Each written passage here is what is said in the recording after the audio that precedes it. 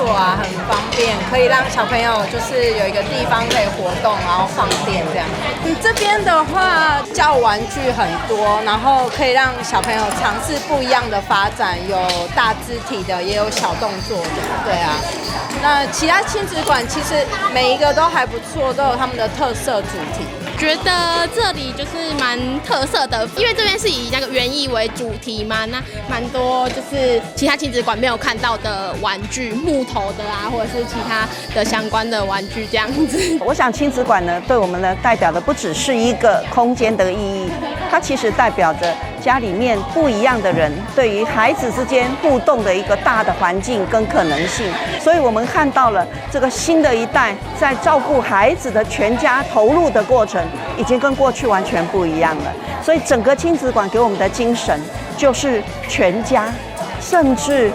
阿公阿嬷、姨姨伯伯都会当台家族，咱做伙来期待。囡仔伫足丰富的环境内底，会当有足好的挑战，有足好的学习，个足好无共人甲伊斗阵的互动。2012年的时候，其实在大港地区登革热非常的严峻，那所以在这附近很多的居民就开始种所谓的香草，所以我们北区亲子馆其实就用在地的居民，而且香草的部分以这个自然的为主要的主轴，那再加上园艺的本身，让孩子吸引的五感的部分，视觉、听觉、嗅觉、味觉以及触觉，而且从香草的部分也可以入自己的一个料理。我们从北区亲子馆的一些亲子厨房的部分，也可以都做这样的一个相关活动，都引起亲子之间非常热络的一个热烈的反应跟回响。所以我们在北区亲子馆是我们在地以园艺为特色的一个亲子悠悠馆。它这个活动中心的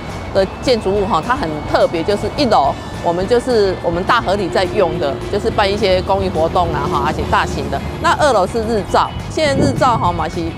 应该是讲哈，咱的长照3.0嘛哈，很应付哈咱现在的需求嘛，因为都是老子化嘛。那亲子馆也很特别，启发小孩子的他的那个应该启蒙啦哈，因为他还没开幕之前，他们都在我们楼下哈。我看在眼里就觉得，这个亲子馆是真的是我们现在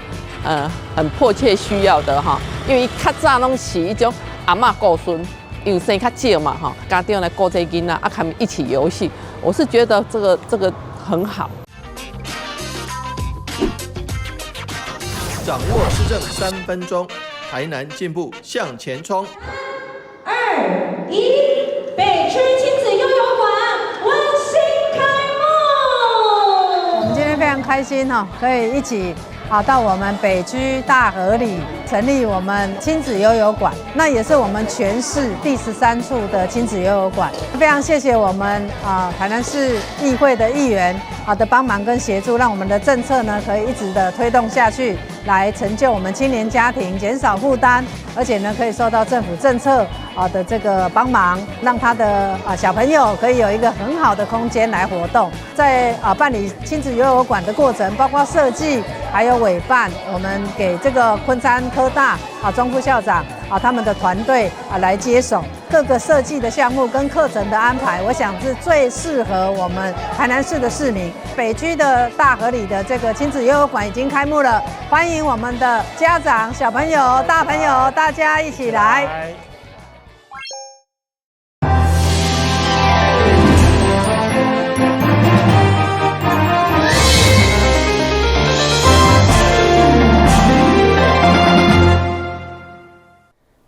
另外是讲嘅，欢迎看3月18号的中嘉台南电新闻。玉山银行伫台南关境第13座、全国第200座的图书馆，上午伫中西区成功国小甲办启用。其中委托亲自办证感谢中，肯定玉山志工社会福利事业基金会善尽社会责任，到处关注兴建图书馆予台南。期待未来持续结合民间的力量，共同打造册芳城市。成功国小18日举办玉山图书馆揭牌仪式，活动由玉山银行合唱团带来的伊是咱的宝贝，为活动揭开序幕。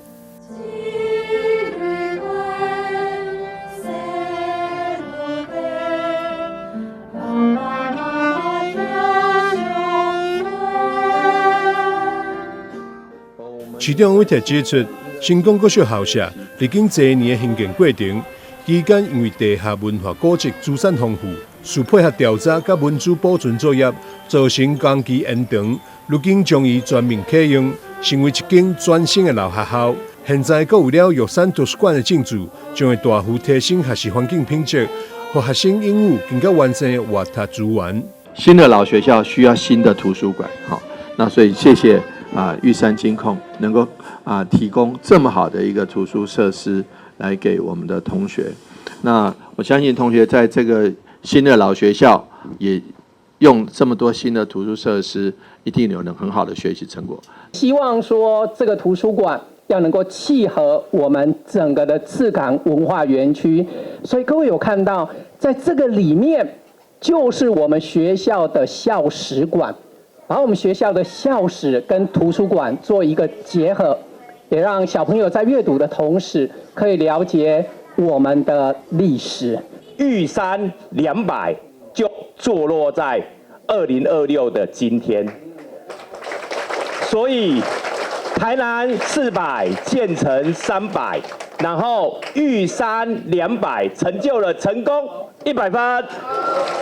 玉山银行董事长黄南洲表示，中西区成功国小是全国第200座里程碑。透过玉山银行黄金经济计划执行，由玉山志工基金会关注，持续在台湾各地区关建图书馆，并会提供视听设备以及册本、软硬体设施，改善国小活读环境，提升学童活读品质甲活读风气。台南新闻张伟忠采访报道。国民党这礼拜进行党内议员提名登记，18号新疆担市党部副主委童晓云伫大批支持者小厅来登记参选北区、中西区议员。会中童晓云总办神力女超人去因正人的眼光，伊讲这是要代表正义为民服务发声。伊同时强调爱团结拿赢，除了提回失去的议员席处，嘛要将市长候选人谢龙介送入台南市政府做好乡亲。为了支持童晓云选议员，伫登记即天，大批支持者来到国民党市党部迎接，看到心目中的阵仗，总扮成神女女超人出现以后，就是当选声不断，也互支持者一直话讲有够水。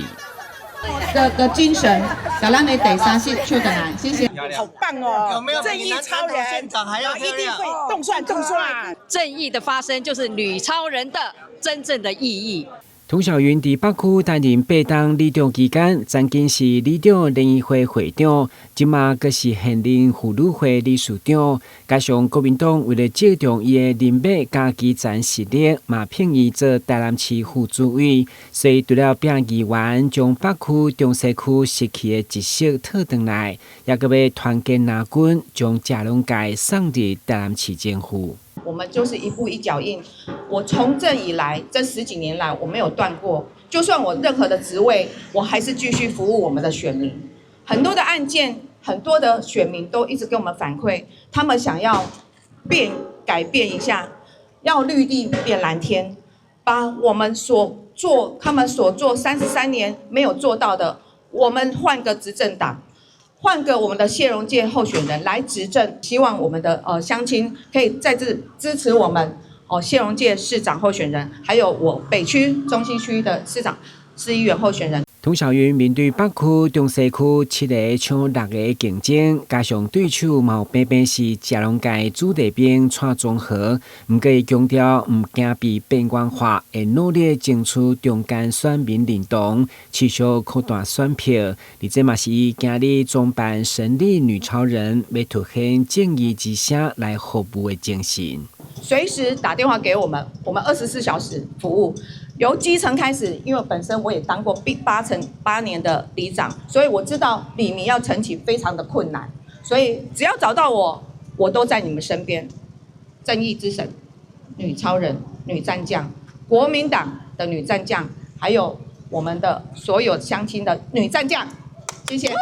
涂小云虽然2摆被征召选立委甲阿兰区议员失利，不过这拢是伊成长的养分。这回回到本命区参选议员，伫日前支持者的小听，伊真有信心要用富有政策、大的正义以及民生经济等诉求来进军议会。台南新闻军籍采访报道。成立满36档的向阳文教基金会，伫台南市民大甲各界人士的合作，积极来扩充公益课后辅导的地点。日前伫因新春团拜时，当时成立第9个甲第10个，分别伫善化甲六甲，希望一步一步扩大照顾有需要的弱势学生。向阳文教基金会自民国78年成立。到现在已经满36档，当初由着启智学校创办人郑武俊校长来创立，当年投入弱势族群的关怀甲着教育的服务。112年开始转型推动文化甲着教育的事业，3年来已经伫咧台南甲着外县市设立8个公益的课后辅导中心。日前透过议员的牵线，今年将伫咧善化甲着六甲来设立新的据点。37年来，从第一间到现在，不断的在扩展我们的一个文教基金的一个教育的推广。那我们知道，教育其实在我们的一个城市里面，它是一个最基本的、最扎根的一个基层，然后，那如果说没有教育的话，其实也没有文化了，然后，那当然不能穷教育啦。那其实，在台南市来讲，不管是文化教育的底蕴也好，我们在台南市其实都是非常的充足的。每一个点的成立，那尤其我们从市区到现在比较偏台南县。不要说偏向，但是教育资源，我相信市区一定更多的更不足哈，所以在场很多校长应该都可以体会到这一点。那许多的教育理念，大家都是教育业者，都是教育的从业的老师，所以一定比正好懂得更多。但我想作为一个民意代表的话，我们更多的希望把资源运用在刀口上，分配在需要的孩子身上。再次感谢我们向阳基金会的我们的一个坚持啦。其实这个招募老师真的是不太简单，所以说在此还是呼吁一下哈，我们现在的话如果有心参与我们向阳基金会的老师们，我们可以来这里报名，可以让我们小孩子可以多一点不同的一些的课程，让他们其实在思维上面有更广的一个想法。社会上面有很多善心的单位，善心的团体。给我们向阳文教基金会的资金的这个赞助，我们真的是感铭无内。那我们今天能够办到第10个点，其实都是执行长勉励。透过议员的媒合，现场包括民政、社会、甲着教育局的主秘、专委，以及六甲国中、国小、甲着善化、大新国小的校长，拢到场出席，感谢基金会愿意来付出。帮助弱势学童教育的支持，甲着陪伴。台南新闻林根采访报道。2026年智慧城市以及净零城市展览伫台北登场，台南市政府嘛上北参展，用智慧台南设立主题馆，展现 AI 科技甲机器人伫城市治理的多元运用，其中嘛以5G 智慧水务系统摕下创新应用奖。台南市长黄伟綽对副总统萧美琴手头接过奖杯。2026台南以5G AIoT 智慧水务所谓上升系统，得到创新应用奖，展现台南伫智慧水务甲所谓治理领域的创新成果。嗨，手臂，请跟我打招呼。透过麦克声控 AI 机器人，还有机器人送餐、模拟自动化餐饮服务，为了让大家看到智慧治理成果，台南市府特别伫智慧城市展当中设置主题馆，唔但跨局处整合，同时结合企业的 AI 甲机器人技术，展示伫文化保存、健康、环保、教育、巡检救灾等城市无共层面的智慧创新运用。沙轮的算力，然后南科的晶片，或者是这个我们台南的绿能的发展，事实上刚好都切合着新时代的这个国际的潮流。加上台南作为机器人发展的中心，那我们在无人机上也有很多的进步，而且早就在丹纳斯风灾，甚至在之前，我们就已经运用在这个实际的城市治理上。把科技应用在城市治理，黄伟提强调，台南市早就冲到第一线，更对台南的 AI 实力充满信心。现场超过10个间机器人厂商，希望发挥在地优势，把台南打造成全球 AI 机器人产业主流。如果能够让人形机器人来取代一些劳力密集高、危险性高，而且这个体力负担大，这个部分对于我们的城市治理就有很大的效果。那将来如果无人这个自动驾驶能够更普及的话，那事实上对于城市的交通事故的降低也都有很大的帮助。作为大南方科技龙大的重点，串联中央政策，台南市除了展现未来的智慧城市发展倾角，嘛持续以创新服务提升治理效能。台南新闻综合报道。旅游景点、私房秘境拢底家，特色美食乐力哉，生活时事抢先报，中嘉新闻周报，深耕在地，放眼全国，掌握最新地方资讯。每周六下午1点，就在高雄都会台。开伫三民市场附近的面档所卖红烧排骨面，因为好滋味，互民众一食就调咧。嘛，互因这间店虽然是创伫行内，不过生意一直是强滚，而且每一天只营业3点钟，所以想要食到就要把时间。红褐色的汤头微微泛着油光，翠绿的葱花撒在表面，搭配大块排骨一起享用，让人格外满足。但想吃到这碗味道浓郁的红烧排骨面，可得好好把握时间。虽然天天营业，很少公休，但老板一天只开3个钟头，错过了就得等隔天中午才能吃到。其实客人也一直问我这个问题，就是说你们为什么营业时间这么短？怎么会是只有3个小时？那我都跟他讲说，第一个，因为我们很懒惰，其实不是懒惰，其实是因为它是一个副业，我们不想要把人生的生活全部都压注在这个很长的营业时间里面，对，所以我们就只做中午，而且这边基于三民市场这边的附近，它晚上有夜市，所以我们不想要跟他做一个抢客的动作。所以就只有做中午3个小时。过去曾是上班族的老板，在迎来退休生活后，决定圆梦创业，才有了如今靠近三民市场的巷弄面店。虽然餐点主要由老板娘研发制作，但平时顾店做生意都是老板一人负责。即便减少了营业的时间，但对料理的用心却丝毫不减。我们店的招牌是红烧排骨面，其实它这个面我们起初的这个把它研发出来的缘由是一个想法，就是我们希望给很多没有吃，就是不吃牛肉的人，它有一个吃起来很像是我们猪肉里面最高级的一个餐点的面食的概念，所以我们就我的想法是说，从牛肉面的这种顶级的这种香气里面，我们能不能创造出一个猪肉也能够很有香气？面我们是用一种不添加的，完全不添加的。然后这个肉的部分，我们都是挑台湾猪，我们都坚持台湾猪，因为我们个人的生活，我们已经对这个食材有很挑的这个水准，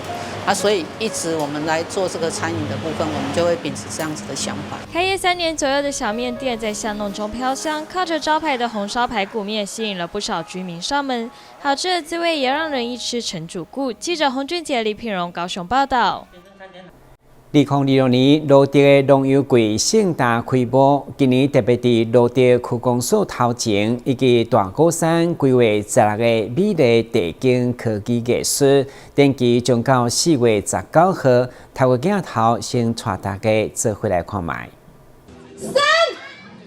2、1，请启动。2026芦竹县业农游季周末在大鼓山福山宫前是热闹点灯开幕，以缤纷大鼓乐游芦竹为主题，在芦竹区公所前以及大鼓山规划16个绚烂美丽的主题丽景科技艺术灯饰。4月19号前，每天晚上6点到10点闪耀点灯，欢迎民众一起来大鼓山拍美照。那我们今年是主要是以那个缤纷大鼓、乐游卢竹为主题。那我们今天的这个开幕典礼呢，我们有许多的活动都在今天重头戏来开始。那我们今天开始之后呢，一直到4月19号，都会有我们的一个非常精彩的一个地景光影艺术来把我们大鼓山呢装点的缤纷绚丽。那我们除了今天有16处的一个这个地景艺术在我们的主要的一个步道之外呢，另外我们在芦竹区公所前面也有一个副展区，来宣导我们大鼓山的一个美景。开幕点灯当天还规划一系列丰富活动，包含健走、开幕以及农事体验、小农市集，还有魅力金曲演唱会，邀请坚强卡斯一起嗨翻大鼓山。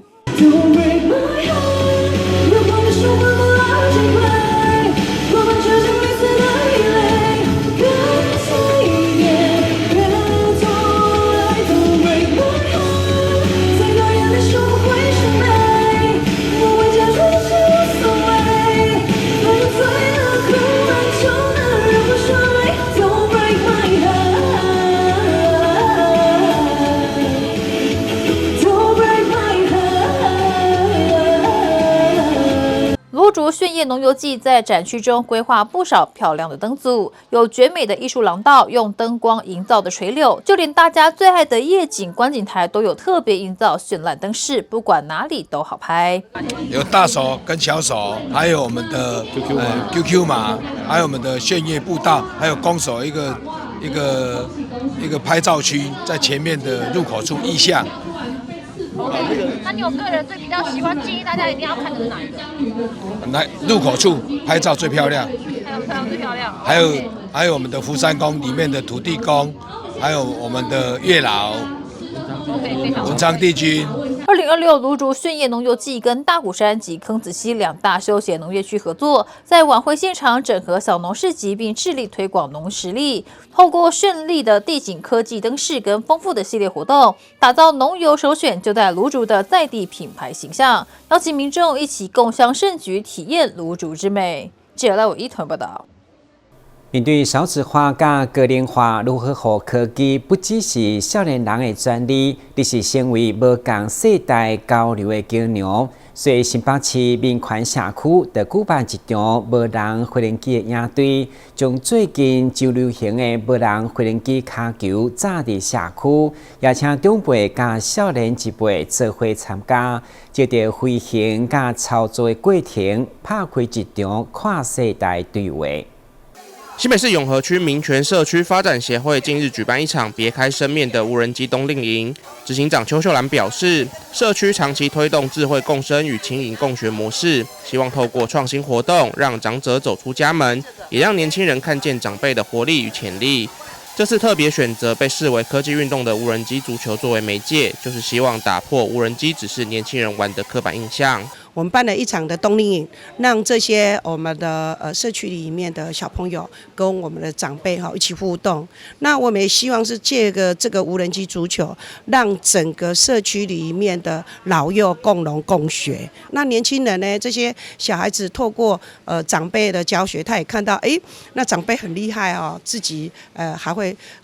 无人机，然后来教学。那在这里面的共荣跟互动能在社区里面大家形成的一个我们平时生活的生活圈里面的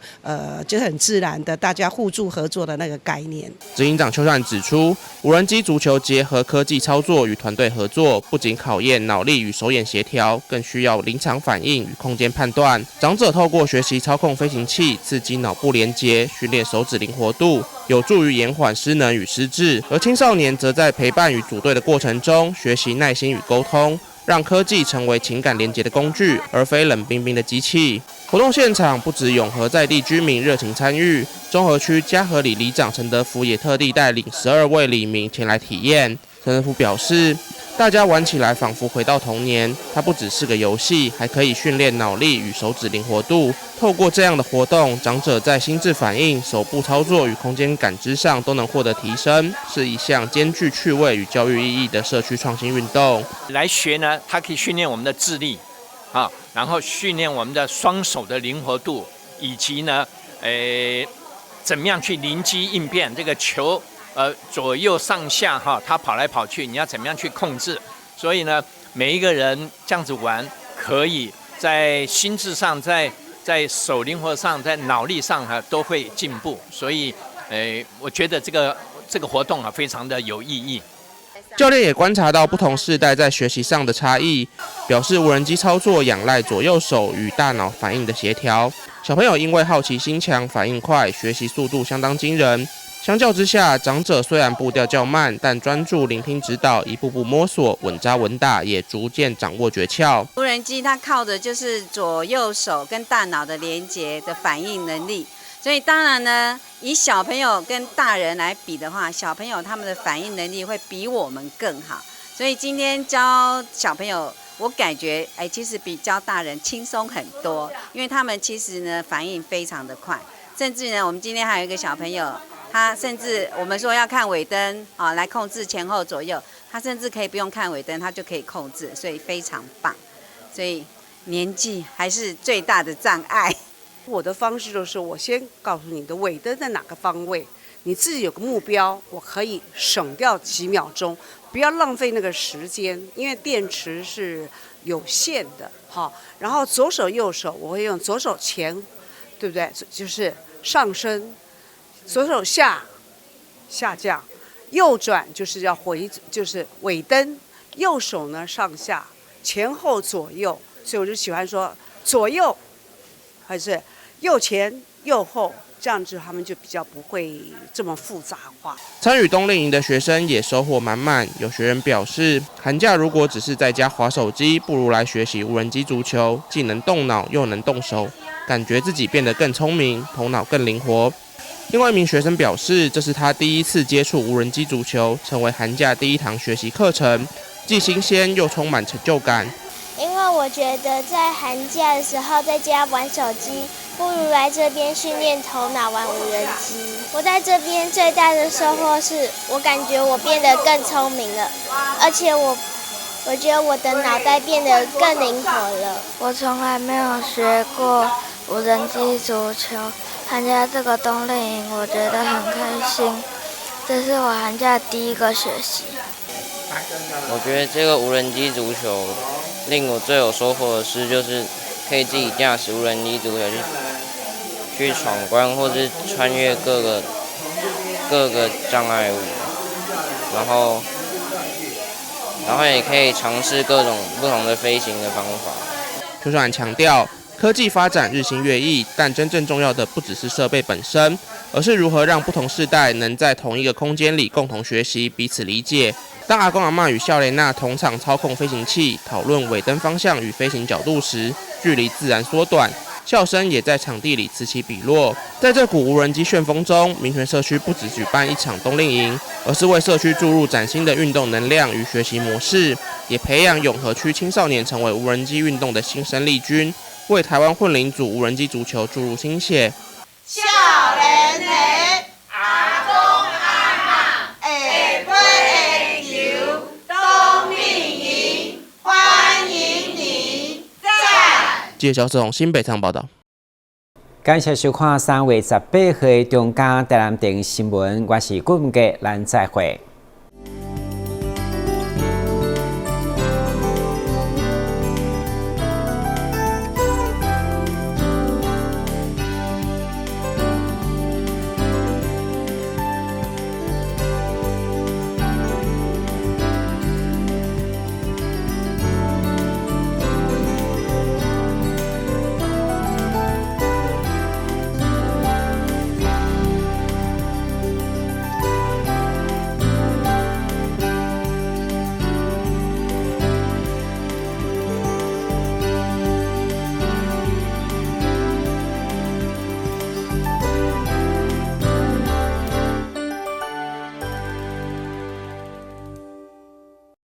阿嬷你好，我是来甲你送消防平安的，这是阮厝内24点钟的保镖。伫第一个时间，伊会当甲咱，若像甲咱叫醒共款，互咱知影讲哦，隔壁有状况发生。助警器有分侦烟室与定温室，分别装置于居家的不同环境。